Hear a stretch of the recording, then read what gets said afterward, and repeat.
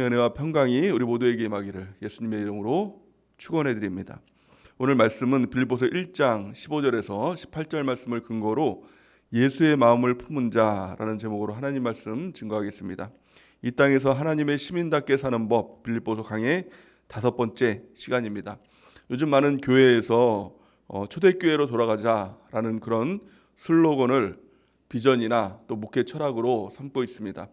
이 혼탁한 세상에서, 이 시대에서 성령께 붙잡혀서 순수한 복음을 증거하고 순수한 복음으로 돌아가자라는 그런 운동일 것입니다. 아주 좋은 취지입니다. 그런데 문제는 초대교회는 아무런 문제가 없는 교회였을까라는 것입니다. 사실 그렇지 않다는 겁니다.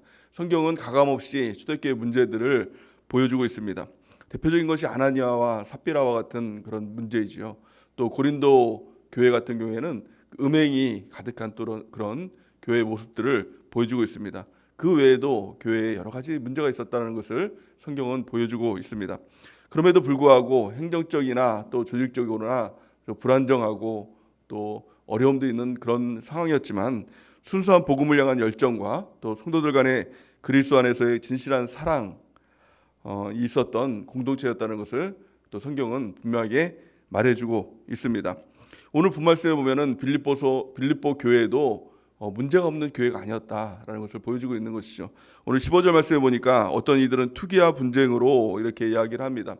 그 교회 안에 투기와 분쟁이 있었다는 겁니다. 또 그 투기와 분쟁의 대상이 바로 바울을 향한 투기와 분쟁이 있었다. 질투가 있었다. 시기함이 있었다라는 것입니다. 바울이 이 빌립보에 와서 복음을 증거합니다. 또 먼저 믿었던 유대인들이 있었죠. 근데 그를 보면서 시기하는 마음도 있었고 투기하는 마음도 있었고 우리가 먼저 하나님을 믿었는데 라는 그런 마음도 있었습니다. 근데 또 한편으로는 바울을 좋아하고 그 복음을 받아들이고 동역하는 사람들도 있었다라는 것을 오늘 성경은 우리에게 보여주고 있습니다. 빌립보서 1장 15절에서 17절 말씀을 세 번역으로 같이 한번 읽어보기를 원합니다. 시작. 어떤 사람들은 시기하고 다투면서 그리스도를 전하고 어떤 사람들은 좋은 뜻으로 전합니다. 좋은 뜻으로 전하는 사람들은 내가 복음을 변호하기 위하여 세우심을 받았다는 것을 알고서 사랑으로 그리스도를 전하지만 시기하고 다투면서 하는 사람들은 경쟁심으로 곧 불순한 동기에서 그리스도를 전합니다. 그들은 나의 감옥 생활에 괴로움을 더하게 하려는 생각을 품고 있습니다. 이게 이제 바울의 고백이죠. 어떤 사람은 정말 그 바울과 함께 예수 그리스도의 복음을 증거해야지라고 하면서 순수한 동기에서 복음을 증거합니다. 전도를 합니다. 근데 또 한편으로는 바울은 감옥에 갇혔는데 이제는 바울 바라보지 말고 이제 우리끼리 열심히 전도를 해가지고 바울을 한번 뛰어넘어 보자. 바울이 있을 때보다 우리가 더 한번 뭔가를 좀 보여주자. 그런 마음으로 이제 어떻게 보면 불순한 동기에서 복음을 증거하고 또 막 그렇게 했다는 겁니다. 근데 바울의 입장에서 어땠을까요? 또 속상하기도 하겠죠.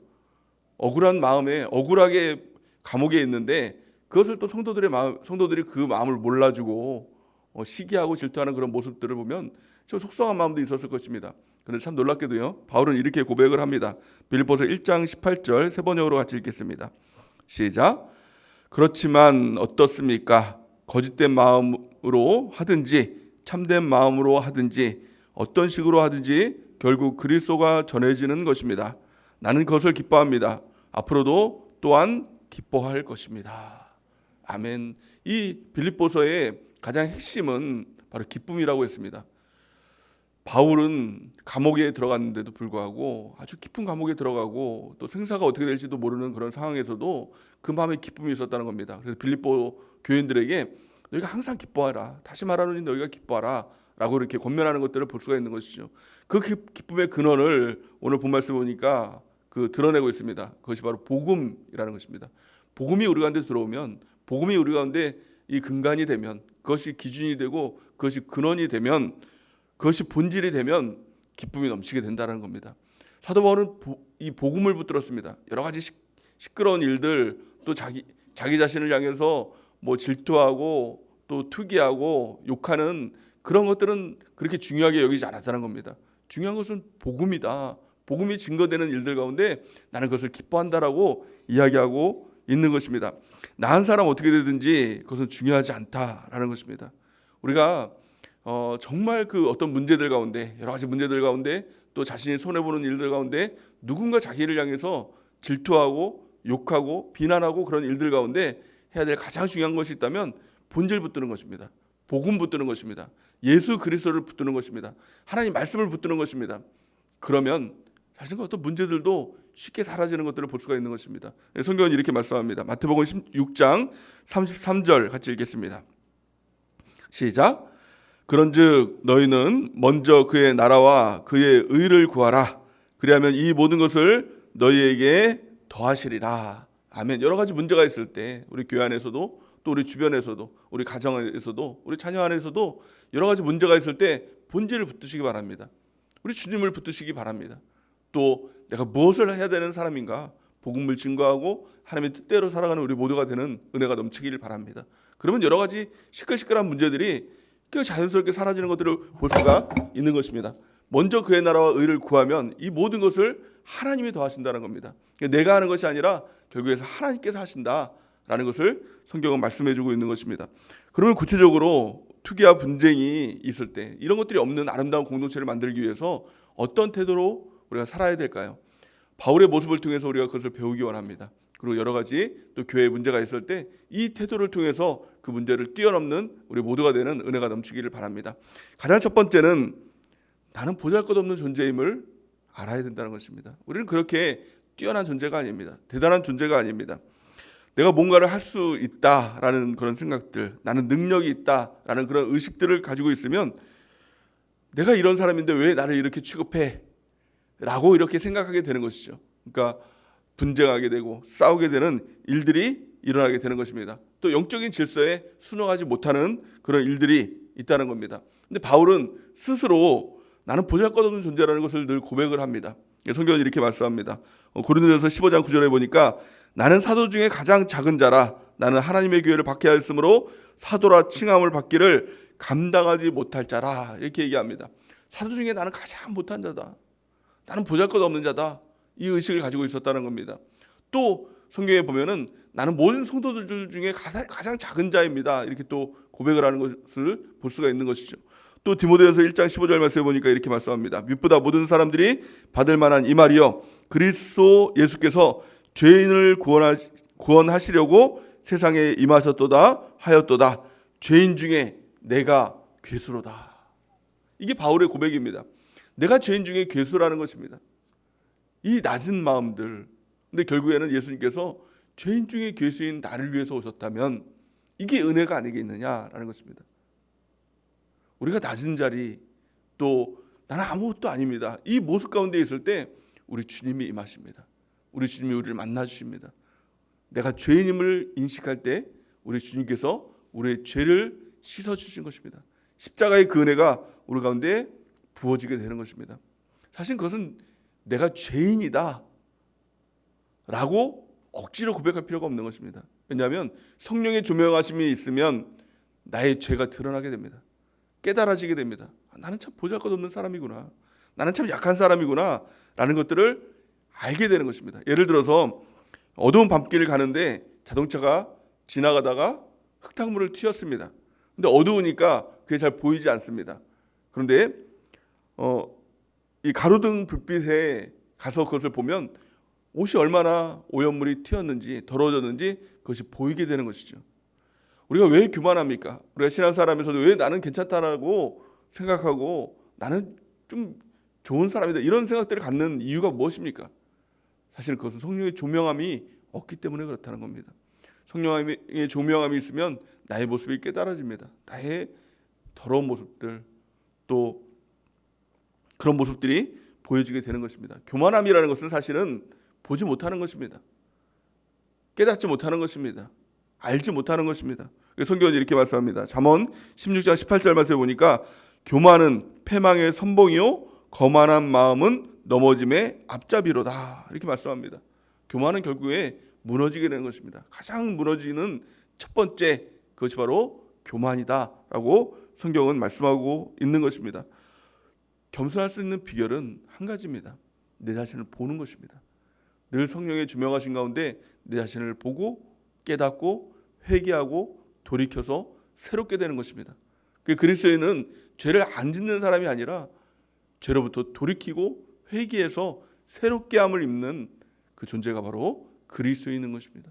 오늘 이 새벽 예배를 통해서도 성령의 주명하신 가운데 우리의 모습들이 깨달아지고 보여지길 바랍니다. 그리고 주님 앞에 엎드려서 회개하고 돌이키는 우리 모두가 되는 은혜가 넘치기를 바랍니다. 또 겸손해지길 바랍니다. 겸손하면 누구도 정죄할 수 없는 것이죠. 누구도 비판할 수 없는 것이죠.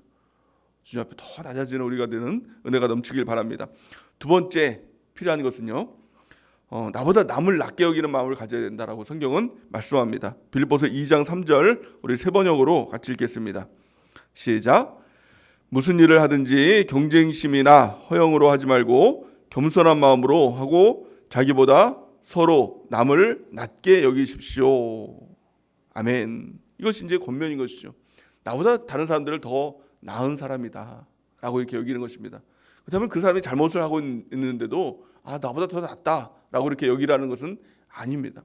죄악 가운데 있는데도 더 나은 사람이다 이렇게 여기라는 것이 아니라 하나님께서 그 사람에게 주신 장점들이 있는 것이죠.